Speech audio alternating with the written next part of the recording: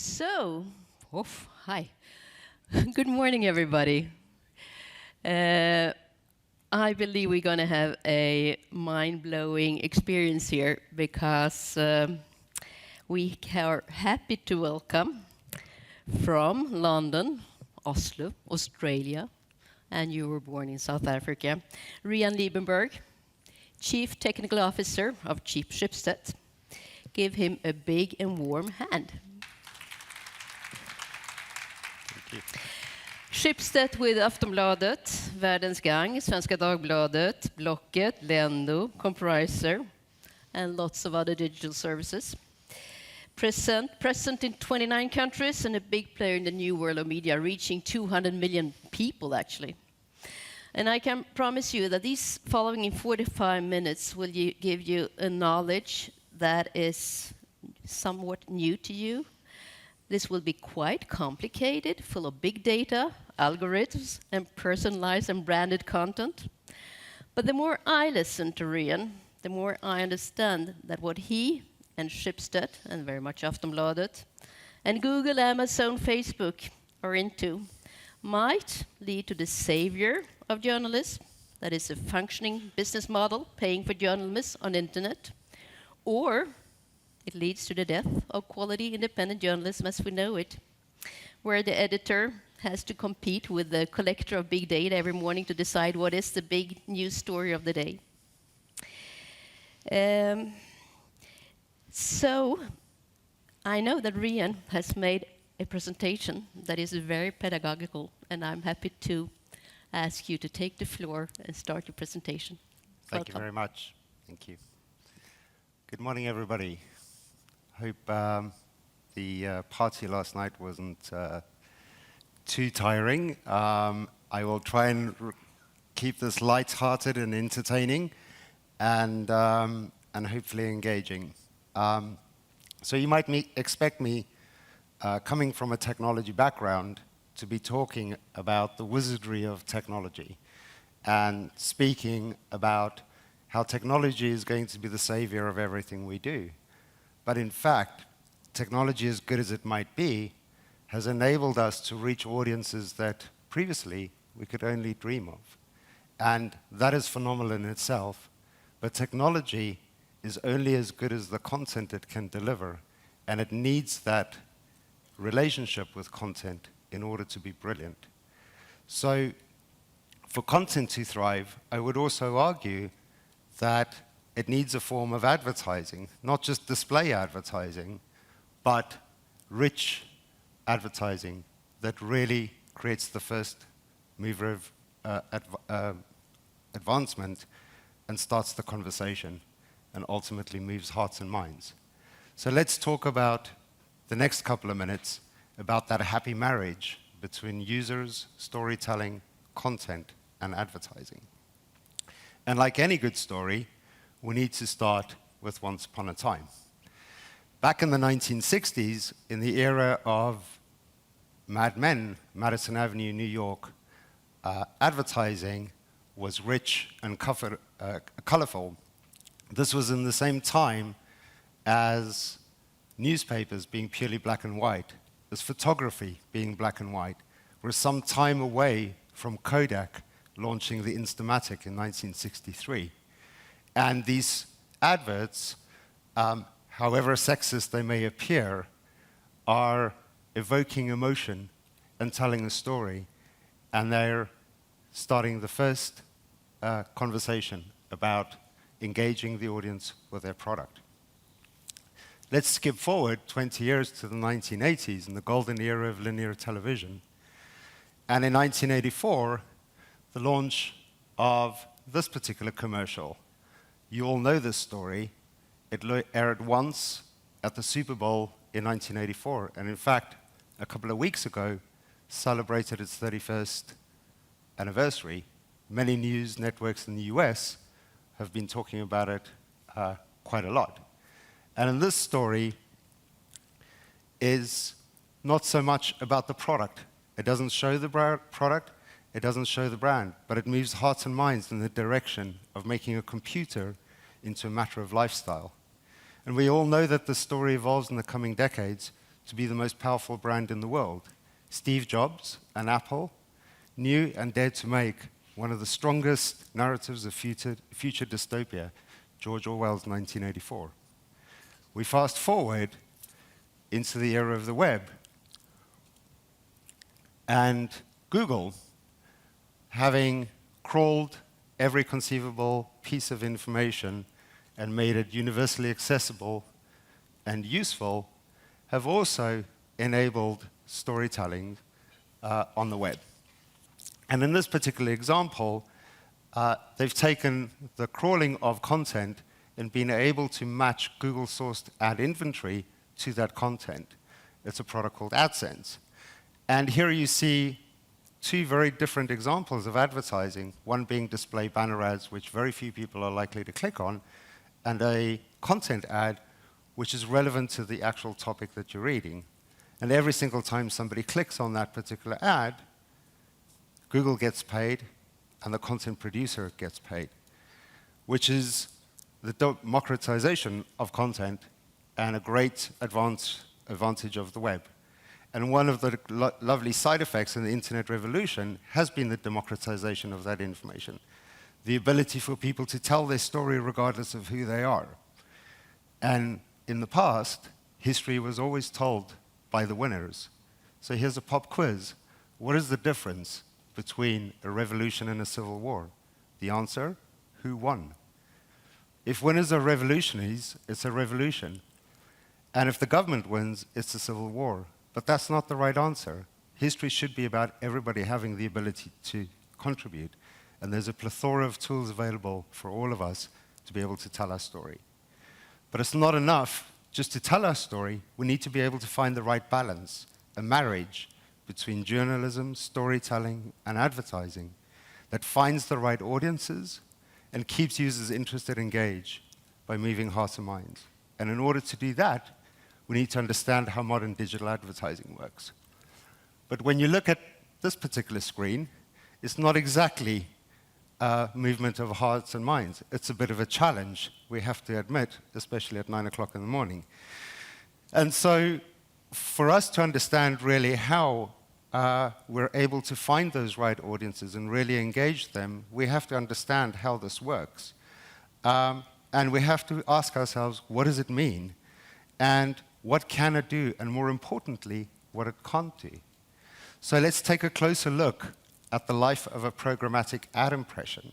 And let's not pretend that we can look at this screen with one eye closed and say to ourselves, yeah, we really understand that, because very few of us actually do. And so let's start this story with the user, and let's give her a name and call it Johanna. We've got some editorial content that Johanna is interacting with on Aftonbladet. And because we know Johanna, we're able to find out a lot of information about her. In the ideal world, Johanna is logged in, she has an account, and she tells us a whole bunch of information, her preferences, her interests, and her likes. And in another world, let's imagine it's still a good world, we are still able to tell quite a lot of information about Johanna based on her previous browsing behavior and what she's done, or that we've partnered with third parties that are able to help us find interesting information about her. So now we start by asking the ad server, say, hey, we've got Johanna here, have you got an ad that would match her interests or her profile that you can display? And the chances are, the ad server probably does. And this is pretty easy, right? So let's make this a little bit more difficult. Let's imagine for a second that we don't have an ad. What do we do now? Do we give up? Do we just produce content and white space on the screen and let Johanna go on away? No, this is what we would do, or what we should do. Our ad server now connects with multiple different traders saying, we've got Johanna online right now. We don't have an ad that's matching. Do you have anything for her? And dealers want to make deals, right? So they programmatically, I might add, go to work and contacting different networks and SSPs. And you've got to be careful with these TLAs, or three-letter acronyms, because they are all over technology. And we should always stop and ask, what does this three-letter acronym mean? And in this case, an SSP is a supply-side platform. And a supply-side platform is the publisher's interface to an ad network or an exchange. And an ad exchange is simply a digital marketplace for ads. So this is what happens now. We're asking all of these different networks and interfaces for this ad. But we're having a pretty bad day in the ad world, and there's no ad that's matching Joanna. So we now go out into the open market, into the ad exchange, and we say, guys, we're getting a little bit desperate here. You can imagine somebody shouting in the background going, we really need this ad. Joanna's busy viewing this page. We need to be able to find her something that keeps her interested and engaged and helps the publisher make money. And if they can't, do we give up? No. We go out and we say this is an open auction. And so we ask everybody in the world, hey, we've got Joanna here. This is a match. Do you have an ad that you could serve her? And all these traders run off in the background. You can imagine them running really, really fast. But in fact, a couple of years ago, they would have done this through fax machines and phone calls and meetings, and it would have taken a couple of days. Now, this all happens through algorithms, near instantaneous, much, much faster. And all of them go and look at the different marketing campaigns and criteria from the marketeers, and they come up with a campaign and a price. And the ad exchange decides which is the best one that would win and sends it back. And now we've been able to match an ad at a price that would meet Joanne's needs, and we finally get it back into the Aftenbladet page. That's quite a lot of information for 9 o'clock in the morning. And all of this happens in 200 milliseconds. And there's not much that you can do in 200 milliseconds. If you were to travel around the world at the speed of light, it would roughly take this amount of time, about 130 to 200 milliseconds. The human eye can only blink between 300 to 400 milliseconds. So this is quite phenomenal. Excuse me. And this is rocket science in many respects. But what does it do? It's certainly an effective way to get content in the form of an ad matched to user near instantly. The numbers are truly mind-blowing. The world's 100 most popular websites are monitored by 1,300 companies, collecting data, analyzing, and selling it, all behind the scenes. Algorithms can now target ads on a page at the exact right person within milliseconds, as this example that I just showed you. And the largest networks now sell near 1 million ad spaces and impressions to targeted audiences per second. And on the one hand, this is truly fascinating, but it's no more complicated than what you and I may have learned at school about the difference of the supply and demand equation and negotiating a price. And of course, it finds you the perfect targeted audience for your content, and that part is still a bit scary, and some people might be a little bit spooked and might ask questions like this. Is the digital ad world rapidly transforming into a game and business model that could be best described as surveillance? That might be a problem. But if you're a publisher or a content creator trying to finance storytelling, what do? How is that marriage of ads and content working out for you? Especially if your content isn't reaching its audiences nearly at the same level of complexity as we've just seen happen behind the scenes with ads. And there is another question that keeps me awake at night, and it's this. All of this wonderful technology end up with really ugly ads, hardly moving hearts and minds, and it's destroying the user experience, which drives your users away from the really interesting and thought-provoking content. And so we wanted to move hearts and minds, right? And this might help us target the message to the exact right person. But what about widening the demand for our product to the person who didn't know she was the right one? And so media houses need to come together and use the whole spectrum of competencies in reshaping their business models.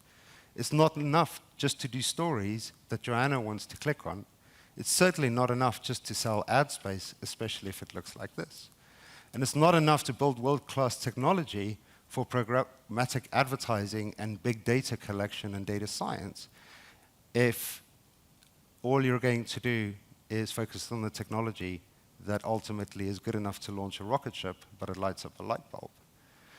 And if you can combine all of this and find the happy marriage between content, ads, and users, that surely means that you would be the winner.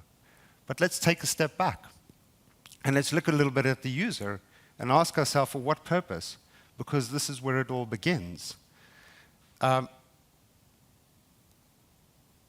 In the early days, sorry, go back one. 1983, New York Times cartoon sketch. On the internet, nobody knows you're a dog. That certainly was true. In the days and the era that we are in now, everybody knows everything about you. And so we have to ask ourselves, what are we doing about that information that we are able to capture about our users? And the world, unfortunately, if you look at it through the lens of internet population and penetration, certainly isn't the same way that we look at it in physical terms. It's not a level playing field. The world is made up of economies of unequal access, of disproportionate access to information, high-speed networks, access to devices, the latest and greatest. And that gives certain parts of the world a very distinct and unfair advantage. And if you pay attention to your users, you will also notice that they are creatures of habit. This is a capture of search queries from Google circa 2006, so it's somewhat out of date.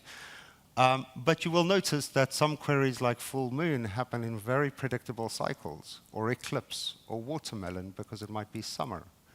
And sometimes there are new products that are launched. In this case, it was the Opteron processor when Intel was still popular.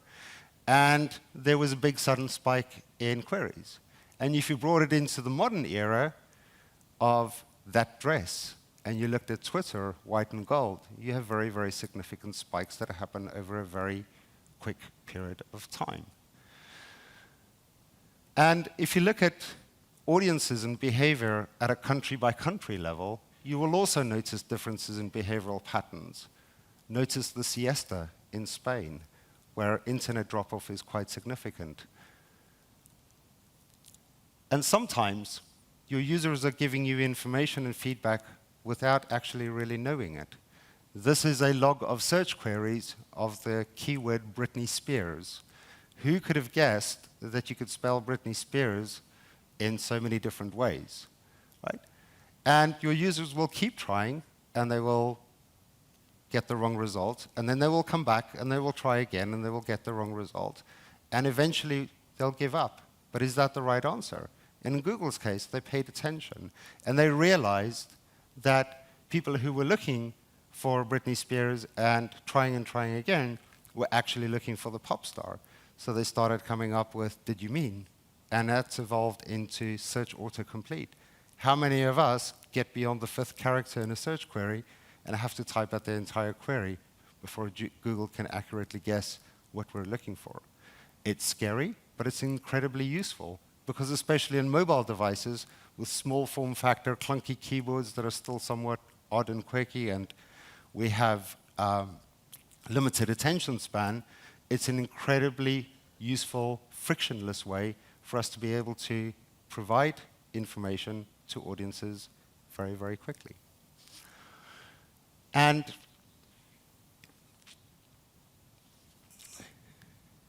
if we look at content, we have a slightly different story.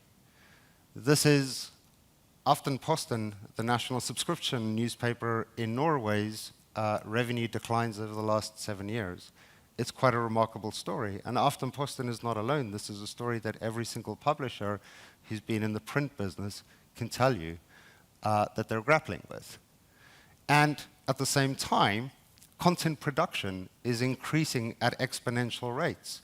2/3 of the world's content is now produced by people like you and me, not media houses, not publishers.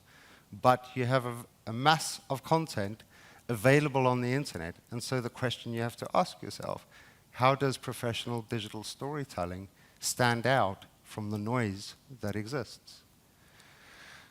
And then you look at the union of branded content and advertising. And the reason why commercial players are getting closer to the publishers, because the publishers are able to tell the story.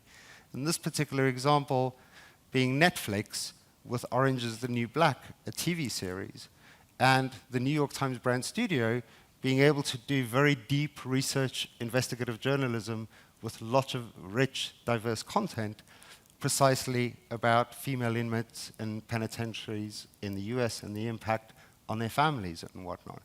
It's a truly phenomenal combination of branded content, of rich digital storytelling, and that first mover advantage of moving hearts and minds. And if you look at Schibsted, it has a very long history dating back roughly 175 years in publishing. And it has grown up and evolved and managed to disrupt itself in the digital era no less than 3 times in the past 20 years. And there are 3 main businesses that drive Schibsted as a group. The publishing business, which a lot of you will be very familiar with, in particular the big brands like Aftonbladet and Svenska Dagbladet, who all won awards yesterday, so congratulations. And marketplaces, who traditionally were part of the newspaper story as classified businesses. And they've spun out and evolved as true rich digital marketplaces that enable buyers and sellers to meet not only on miscellaneous consumable second-hand items, but also professional sellers, real estate agents reaching property buyers, car manufacturers reaching car lovers and people looking for car buying. And that's also then evolved in further expansion into other business models, which we largely call growth, which are all around finding interesting daily deals, or being able to finance that car that you're trying to buy, and finding the best financial package for that deal.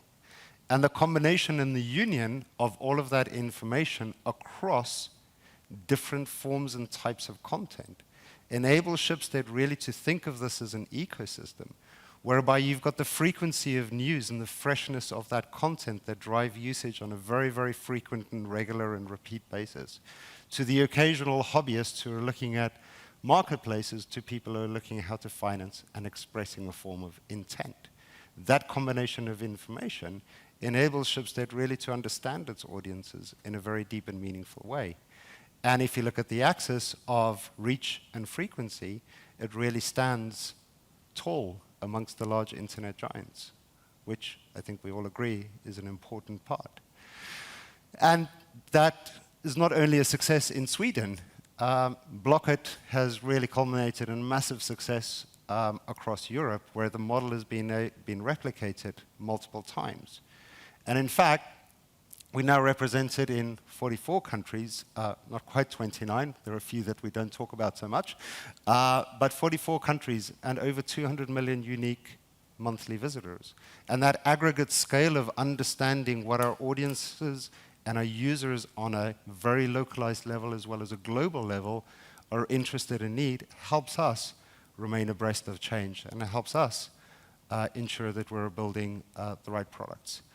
So our mission within the technology function and product function in Schibsted is really to sort of combine all of this rich, wonderful signals in the content that we have, and being able to understand our audiences in deep and meaningful ways, that we can provide highly personalized products, that we can make the right product recommendations, that we can produce rich, diverse storytelling, and combine that also with advertising, not just in the banner and display ad sense, and that we can also help find the right transaction as quickly as possible. Thank you very much. So Rian, come. To me, some of this is absolutely mind-blowing, but just start. You worked at Google before. What is the difference now working at Schibsted? It's Norwegian, 130-year-old whatever company. The Norwegians are nicer. I think the big difference between a digitally native business like Google versus a traditional publishing business like Schibsted is the mentality of focusing relentlessly on on data in order to ensure that you tailor your products to absolutely meet your users' demands. And the second part is, in the Google case, once you push your source code to production, it's the beginning of the life of that product that forces you to continually optimize, tweak, tailor, and add features. And in traditional storytelling, you'd go through the newsroom, you'd do all of that wonderful research, and you'd publish the story, and that would be the end. Do you have a really good example of this? Of storytelling being the end? Yeah. Well, I'm just thinking historically, the workflow of storytelling in print in particular. But now in the digital form, you have a story that is published that really is the beginning of the life of that story and how it's engaged with by audiences and social networks. And the story is taken over by social medias, and it's somebody else is claiming the ownership of the story. That may very well be the case, but I think there are good ways to ensure that there are references back to your brand and back to your publication. But do you have a good example of a recent story that was, it was printed and then it was taken over by social medias and developed and got a second and a third life?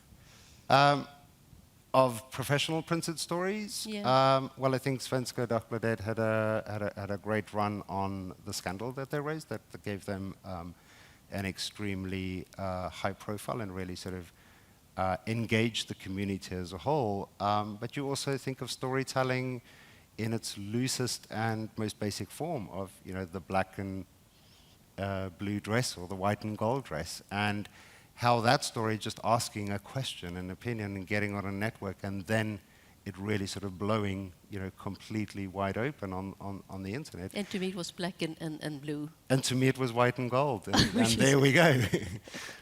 Yeah. Well, to be very basic, suppose I'm Johanna, you're Johanna here. I want to buy a car, and I have read a good article in Aftonbladet about the cars of the year. I enter and I make a search on Blocket, and then I need money, and I go to Lendo in order to get money to buy my new car.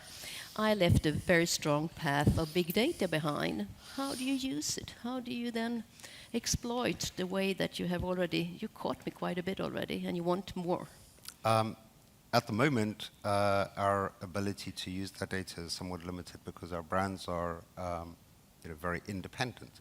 How we should use it, however... But your job is to make them less independent, isn't it? Precisely. Yeah. Is for us to be able to share all that insights and data and be able to remove the friction between the initial research. And let's say, for instance, Volvo, we're launching a new car and doing a branded advertising piece on Aftonbladet. And Aftonbladet, incidentally, are doing wonderful sort of brand studio type initiatives with compressors, so you can do price comparison and you can understand what the best financial product is that you might be able to get in order to afford buying this car.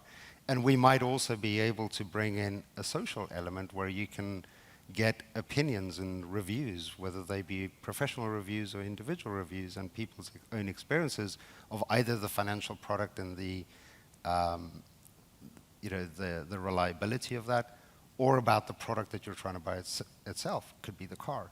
And then, of course, by the time you get to transacting the car, you should be as informed as possible and ensure that you are finding the right financial means to afford to buy that car, and also ensure that you've taken all of that research and opinions into account. But if you're really successful, you know that I intend to buy a car before I really realized it myself. Yes. You can anticipate my desires. Isn't So, that? and in that particular case, it is our job to ensure that we work with our advertising partners to ensure that we find the right product to entice you to want to move beyond the desire and into the action state. And maybe we might also be able to offer you alternatives to buying a car, and that might be... A bike. But what, I mean, to me, it gives me a little bit of creeps that you have so much, or you can collect so much data about me being a subject to so much information to Schibsted or Google or Facebook or whatever. And just, to stretch it a bit, suppose we'll get a dictator and the dictator really wants to get in control of my mind.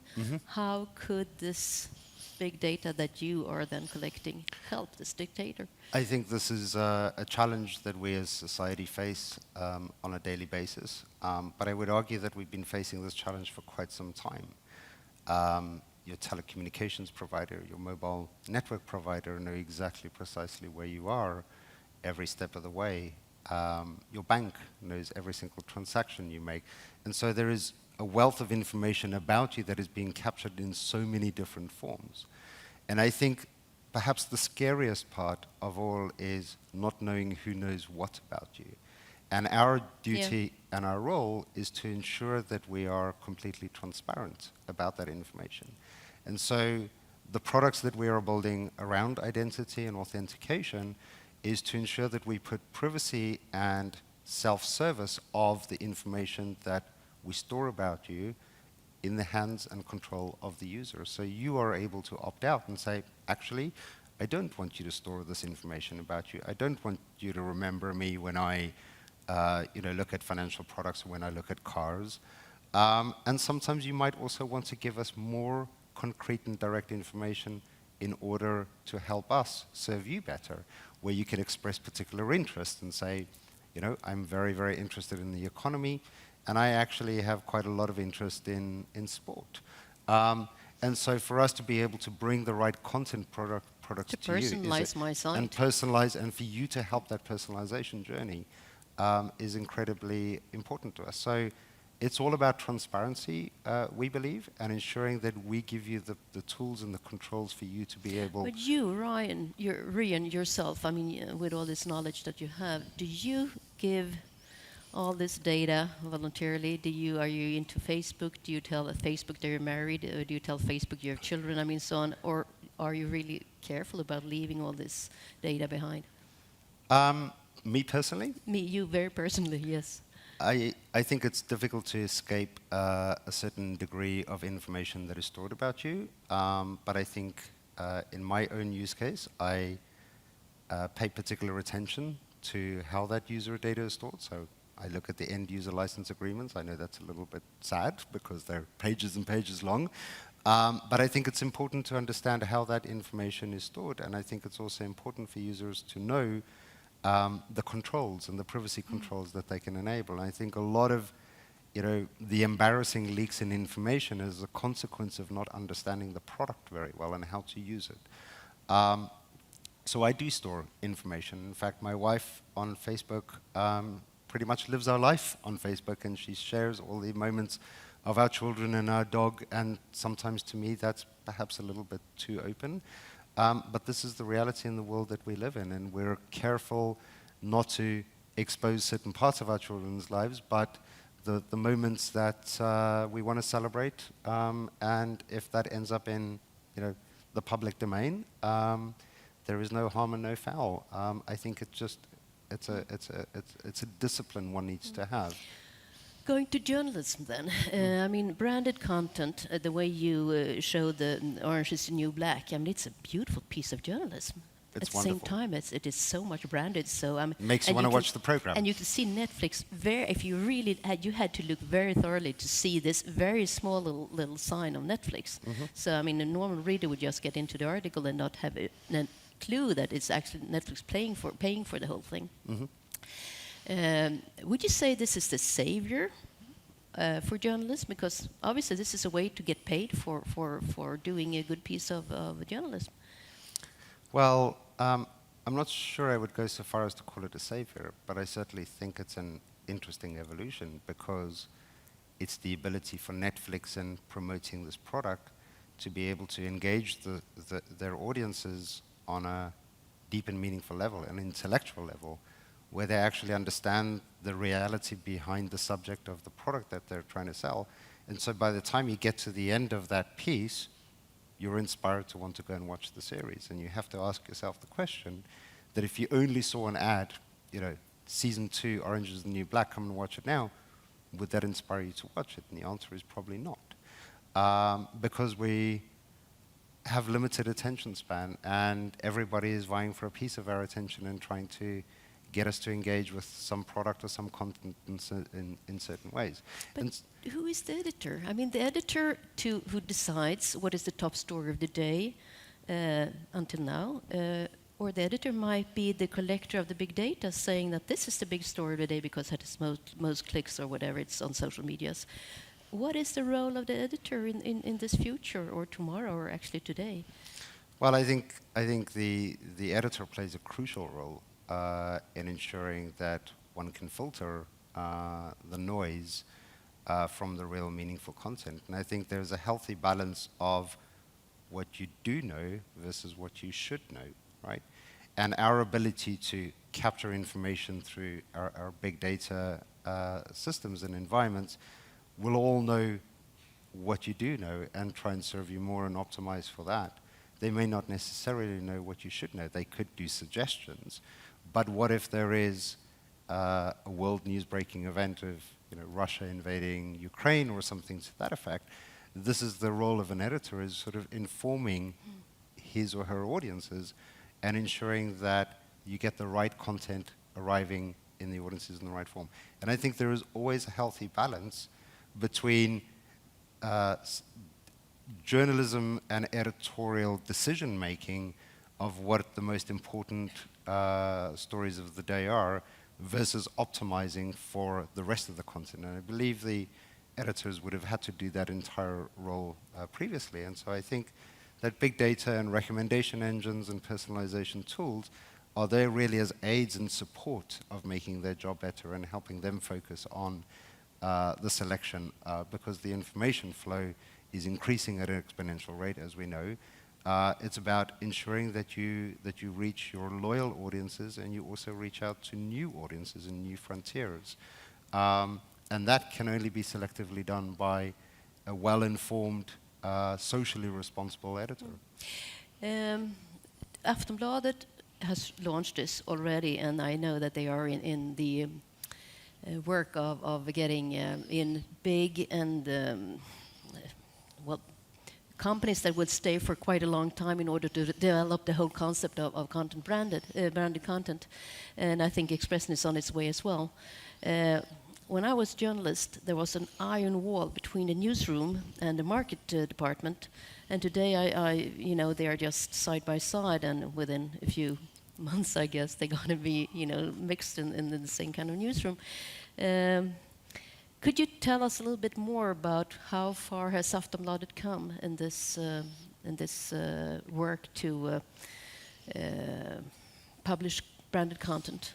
Aftonbladet, like a lot of the other big publications, New York Times, Washington Post, Guardian, whatnot, have a brand studio themselves where they're experimenting with, working with selected large brands and providing the editorial heart of the topic and that story and combining it with brands. So I would say it's an experiment at this stage. Jan Aleen would certainly know better, and he'd probably think that he's got more progress than the experimental stage.